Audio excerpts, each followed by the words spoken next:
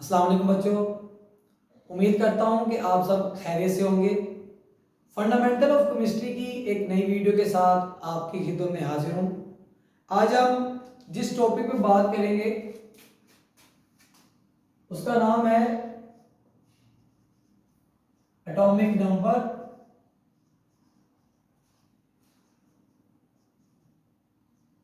Mass number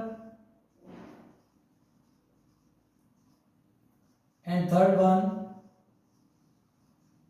relative atomic mass.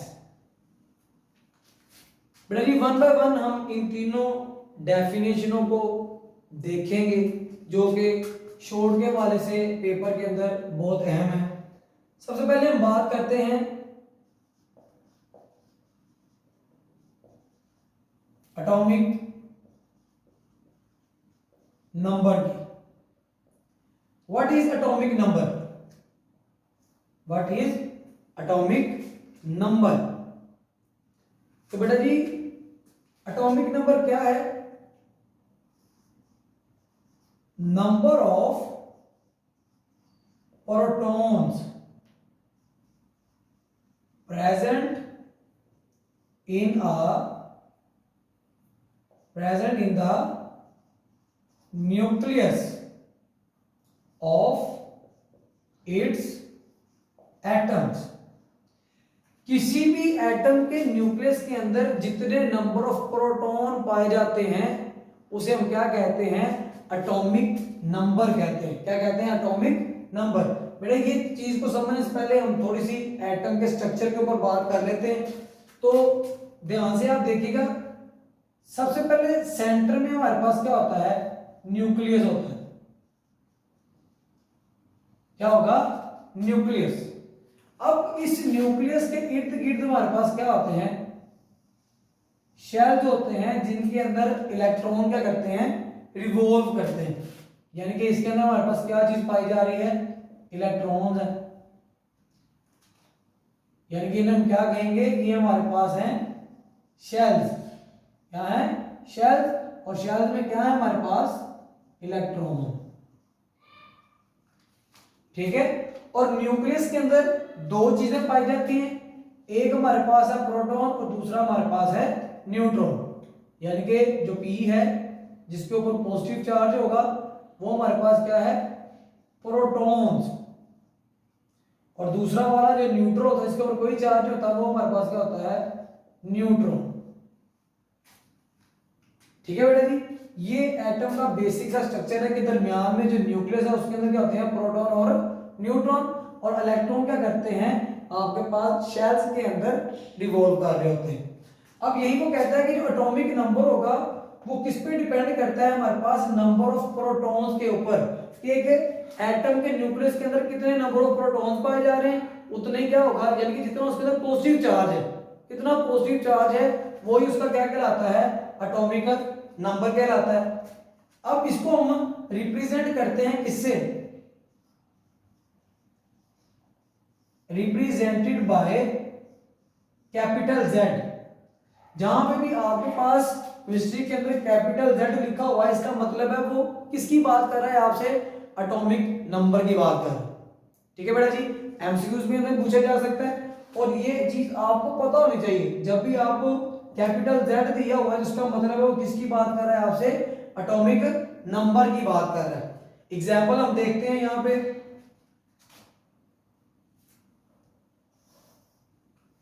Example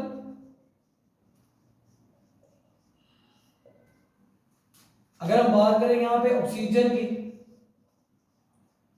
तो oxygen का जो जेड है हमारे पास वो कितना होता है? 8, क्योंकि इसके न्यूक्लियस के अंदर 8 प्रोटॉन पाए जा रहे हैं। अगर हम बात करते हैं किसकी? कार्बन की, तो कार्बन की जो जेड की वैल्यू है वो हमारे पास क्या आएगी? 6 आएगी। अगर हम बात करते हैं किसकी?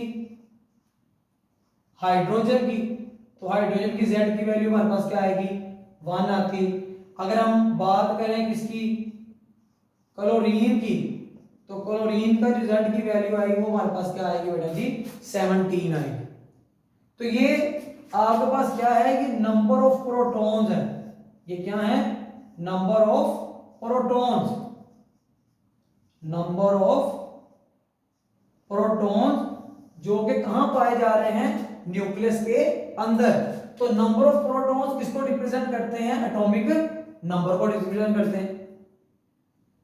ठीक है, आपके पास नंबर ऑफ प्रोटॉन्स किसको रिप्रेजेंट करते हैं, एटॉमिक नंबर को। जी बच्चों, तो आगे हम बात करेंगे मैस नंबर की। मैस नंबर के मैस नंबर हमारे पास क्या होगा, जहां इसको हम कहते हैं एटॉमिक मैस भी कहते हैं, एक एटम का मैस, एक एटम का मैस। अब एटम के अंदर जो फंडामेंटल पार्टिकल्स हैं वो 3 हैं।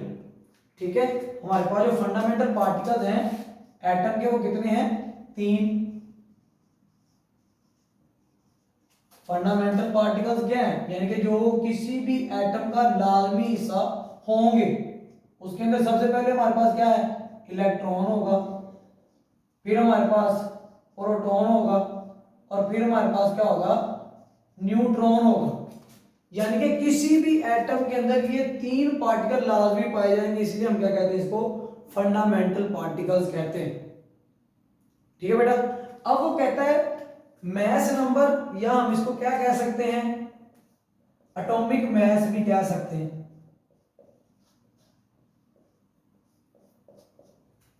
ठीक है, तो यहां पे आपने डेफिनेशन पे गौर करना है, the sum of number of protons and neutrons present in the nucleus of an atom।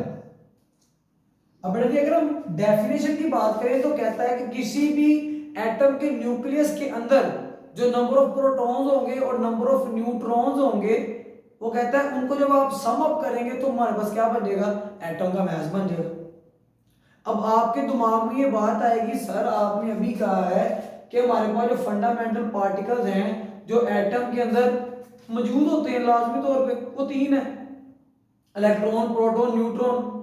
लेकिन ये डेफिनेशन हमें कह रही है कि हमने सिर्फ प्रोटॉन और न्यूट्रॉन को सम करना है, तो फिर ये इलेक्ट्रॉन कहां पे गया। तो बेटा जी, रीजन ये है कि हमारे पास मैस ऑफ जो प्रोटॉन और न्यूट्रॉन है ये इक्वली क्या होते हैं, इसके 1 के बराबर है।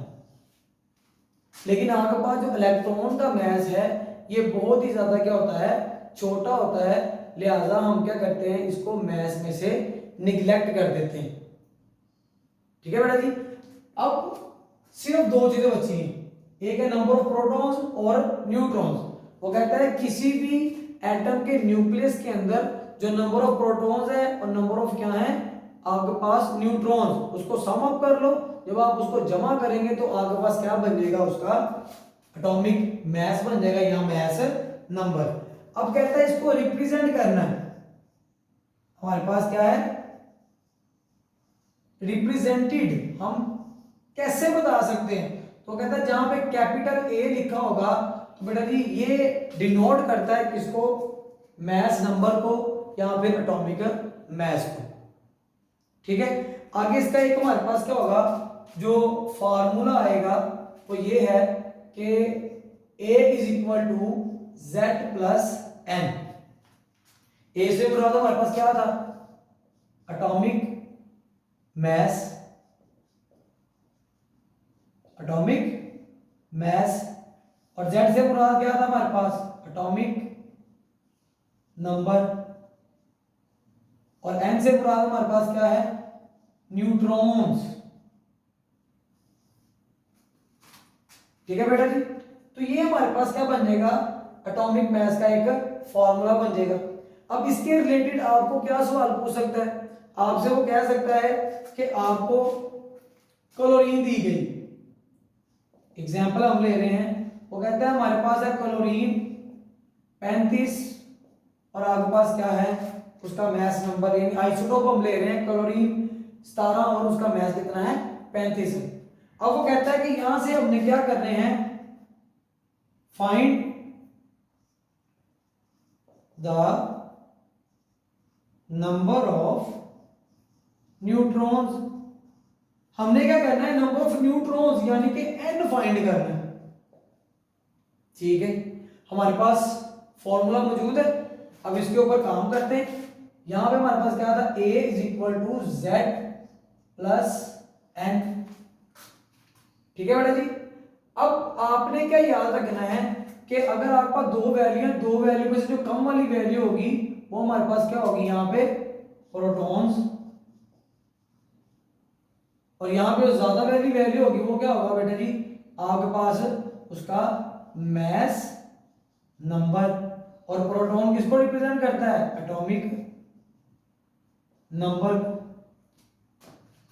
ठीक है, तो अब आपने क्या करना है, आपके पास एटॉमिक नंबर बराबर है z के और मैस नंबर बराबर है a के। अब आप z की जगह पे z की वैल्यू पुट कर दें और a की जगह पे a की वैल्यू पुट कर दें। तो अब यहाँ पे हमारे पास क्या होगा, जो हमारे पास a की वैल्यू है वो कितनी है 25 और z की वैल्यू हमारे पास 17 प्लस n। अब आप क्या करेंगे, हमने n की वैल्यू फाइंड करनी है, तो यहाँ पे हमारे पास 17 प्लस है, इधर जाके क्या हो जाएगा माइनस, तो 35 minus 17 is equal to n। तो बेटा जब आप माइनस करेंगे 35 में 17 तो हमारे पास क्या आंसर आ जाएगा 18। तो इस फार्मूले को इस्तेमाल करते हुए हम क्या बता सकते हैं कि इस आपके पास एटम के अंदर कितने number of protons, sorry neutrons present थे। आपके पास कोई भी आपके पास एटम है, आप इसी फार्मूले को इस्तेमाल करते हुए नंबर ऑफ न्यूट्रॉन्स फाइंड करके बता सकते हैं। ये बेटा जी, तो हमारे पास जो लास्ट डेफिनेशन है वो है रिलेटिव एटॉमिक मैस। बेटा जी हम, क्योंकि एटम का जो हमारे पास मैस है वो बहुत ही कम है, तो हम डायरेक्ट इसको फाइंड नहीं कर सकते।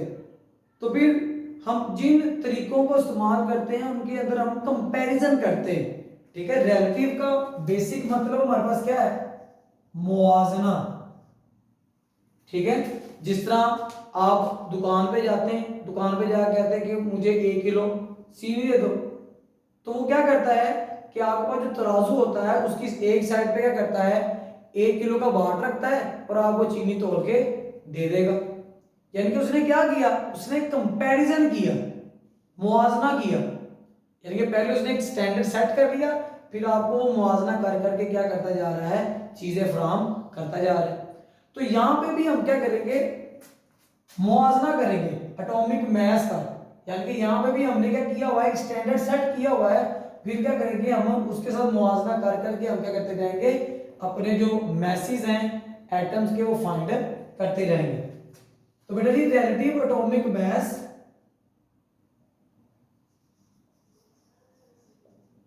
relative atomic mass of an element is average mass of atoms of that element compared 1/12 the mass of atoms of carbon 12 isotopes. अब वो कहता है बेटा जी हम क्या करते हैं, यहां पे कार्बन 12 एक स्टैंडर्ड बनाया हुआ है। यानी कि आपके पास नेचर के अंदर जो सबसे ज्यादा जिस एलिमेंट के कंपाउंड हैं वो हमारे पास है कार्बन, उसके अंदर भी आपके पास जो कार्बन 12 है, कार्बन 12 इसको हमने स्टैंडर्ड बनाया हुआ है। यानी कि हम करेंगे क्या कि कार्बन के हमने 1 2 3 4 5 6 7 8 9 10 11 12 1 2 3 4 5 6। तो ये हमने क्या कर लिए, कार्बन के 12 हिस्से कर लिए। तो कहता है फिर हम क्या करते हैं, इन कार्बन के 12 हिस्सों में से ये वाला जो हमारे पास एक हिस्सा होगा इसे हम कहते हैं एटॉमिक मास यूनिट, यानी कि AMU कहते हैं।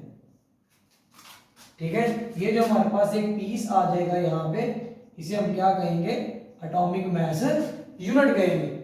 अब बेटा कंपैरिजन करना है, ठीक है, जिस भी आपने एटम का अब मास फाइंड करना है, ठीक है, फिर क्या करेंगे, उसको जो आपके पास इंस्ट्रूमेंट है, जो अननोन आपके पास, ठीक है, फर्ज करें अभी हमने एग्जांपल ली थी वो तकड़ी वाली, तो उसी के जरिए आपको समझाने की कोशिश करता हूं कि यहां पे हमारे पास क्या है, दो तराजू लगे हुए थे। ठीक है, पहले तो ये क्या है, इक्वल है। अब जिस भी आपने क्या करना है, एलिमेंट का मास फाइंड करना है, उसको हम क्या करेंगे, एक साइड पर रख देंगे। अब क्या करते जाएंगे बेटा जी, आपने सारी बात जब ये रखेंगे तो ये क्या हो जाएगा, आपके पास थोड़ा नीचे चला जाएगा। जैसे हमने इसके ऊपर वजन रखा तो इसकी जो साइड है वो क्या होगी, थोड़ी सी नीचे चली गई। अब बेटा जी आपने क्या करना है कि ये वो हमारे पास क्या है, अननोन मास। अब हमने इस एलिमेंट का क्या करना है, मास फाइंड करना है। तो हम क्या करते जाएंगे, एक एक करके इसके अंदर वो जो आपके पास एटॉमिक मास यूनिट था वो फिल करते जाएंगे। ठीक है, अब क्या होता जाएगा, जैसे ही हम इसके ऊपर डालते जाएंगे एक एक AMU, तो क्या होगा, ये वाला जो आपके पास साइड है थोड़ी थोड़ी नीचे आएगी, और एक वक्त आएगा कि दोनों साइडें क्या बेटे आपके पास इक्वल हो जाएंगी। तो फिर हम क्या करते हैं, जितने भी हमने यूनिट डाले होते हैं उनको काउंट कर लेते हैं। ठीक है, जैसे हम बात करते हैं किसकी, मैग्नीशियम की, कि अगर ये हमारे पास एक मैग्नीशियम का एटम था तो यहाँ पे जो हम AMU फिल करेंगे उनकी तादाद कितनी होगी, हमारे पास है 24 यूनिट्स। कितने थे, 24 यूनिट्स थे। ठीक है, तो इससे हमने बता दिया कि जो मैग्नीशियम का मास है वो कितना है बेटा जी, हमारे पास है 24 है। ठीक है, तो इस तरह हम क्या करते हैं, किसी भी एलिमेंट का जो मास है वो हम कंपेयर करके क्या कर देंगे, निकाल देंगे। ठीक है, अब 1 AMU क्या था, 1 AMU कार्बन जो आपके पास आइसोटोप है कार्बन 12 का, जो एक एटम का 1/12। ठीक है, यानी कि यहां पे कहेंगे 1/12 the mass of one atom of carbon 12, के कार्बन 12 के एक एटम का जो 1/12 मास होगा, 12वां हिस्सा जो होगा, उसे हम क्या कहते हैं, एटॉमिक मास यूनिट कहते हैं। यानी कि कार्बन के 12 हिस्सों में से जो एक हिस्सा होगा उसे हम क्या कहते हैं, एटॉमिक मास यूनिट कहते हैं। यहां पे हम देखेंगे कि 1 AMU के अंदर कितने ग्राम्स होते हैं, तो 1 AMU के अंदर 1.66 मल्टीप्लाई बाय 10 की पावर 24 ग्राम होते हैं। ठीक है, ये भी आपको याद होना चाहिए। आपके पास न्यूमेरिकल्स के अंदर, MCQs के अंदर ये चीज आपको पूछी जा सकती है कि 1 AMU के अंदर कितने ग्राम्स होते हैं। तो 1 AMU के अंदर बेटा जी हमारे पास 1.66 मल्टीप्लाई बाय 10 की पावर 24 ग्राम्स होते हैं। अगर आपको हमारी आज की वीडियो अच्छी लगी है तो इसको लाइक करें, शेयर करें, कमेंट करें, और अगर आप हमारे चैनल पे नए हैं तो हमारे चैनल को सब्सक्राइब करें और बेल आइकन के निशान को दबाना ना भूलिएगा, ताकि आपको हमारी हर आने वाली नई वीडियो बर वक्त मिलती रहे। शुक्रिया।